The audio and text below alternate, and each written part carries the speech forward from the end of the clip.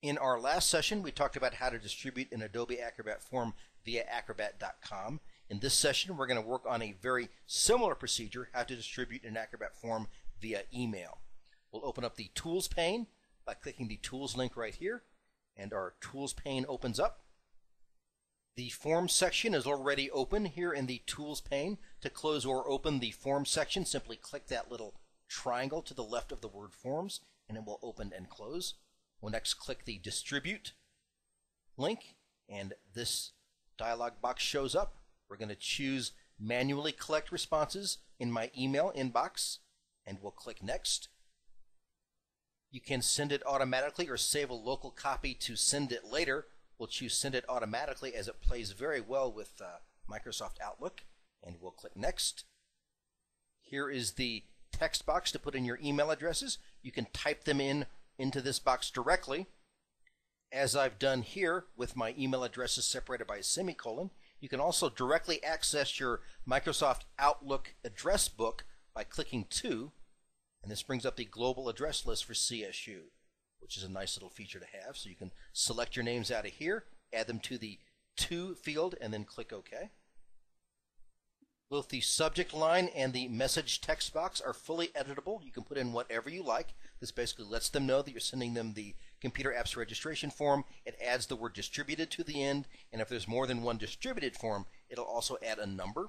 You probably want to check the collect name and email from recipients to provide optimal tracking. This helps Acrobat find out who has answered the survey and who has not. We'll click Send. It's preparing form for distribution. And you didn't see it there, but really quickly it also extended the end user's Adobe Reader so that they're able to save the changes they make on a form. If you want to learn more about how to extend Adobe Reader on the end user's end of things, look at the tutorial enabling Adobe Reader to save form data.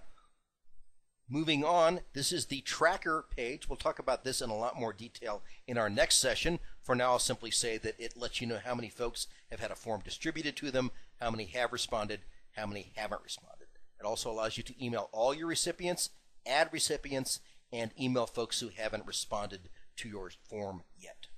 And that's really all there is to distributing a form via email. I want to end this session by showing you what the end user sees when you distribute a form to them. Here is the email that was automatically sent by Acrobat, and here is the attachment of the registration form. We're going to double click that to open it. Here is that form opened in Adobe Reader, so we can really genuinely replicate what that end user is seeing. This is something you probably want to do when you're creating your own form, is to give that form a test drive, not in Acrobat Pro, but in Adobe Reader, which is what your end users will be seeing the form in. So here's the form. And here is the form fully filled out. A couple things up top to take note of. You can tell that we have extended the end user's Adobe Reader because it's allowing us to save data typed into this form. It's giving us the Submit Form button, and it's also allowing us with the Tools option for that end user to sign documents, place signatures, add or edit text boxes, and so on. So we've extended Adobe Reader quite a bit for the end user here. I'm simply going to click Submit Form.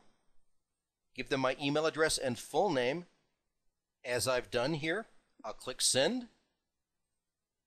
We'll go via my desktop email application, which in this case is Outlook. I'll click OK.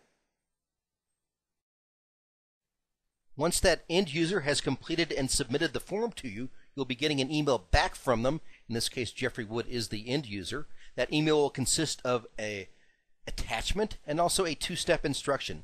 Double-click the attachment, and you'll be prompted to select a response folder. So we'll double-click the attachment.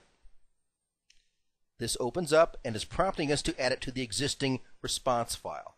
We'll click OK. And we've now added a response to our response file here in Acrobat.